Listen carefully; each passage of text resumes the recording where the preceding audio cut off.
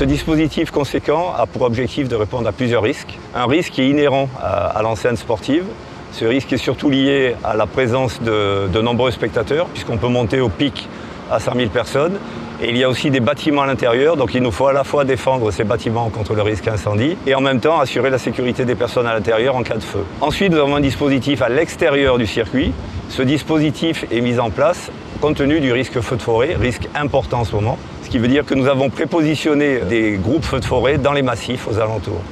La difficulté, comme tout ce type d'événement, c'est toujours la coordination et la mise en place de tous ces moyens, justement censés répondre à des risques différents. On peut dire qu'à l'intérieur, nous avons un dispositif qui est relativement modeste. Par contre, à l'extérieur, pour le feu de forêt, nous avons dû faire appel à des colonnes de renfort qui viennent donc de départements voisins et qui vont nous permettre, en plaçant à des points stratégiques autour du circuit, de pouvoir répondre très vite.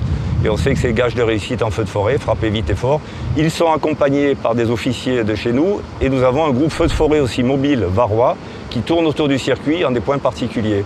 Enfin, il y a le risque des gares routières, risque important puisque sur le travail de la mobilité, il a été mis en place un réseau de 400 bus qui font des allers-retours et nous avons un dispositif spécifique sapeurs-pompiers à base de FPTL et de VIP qui vont répondre au risque feu de bus éventuellement sur ces zones.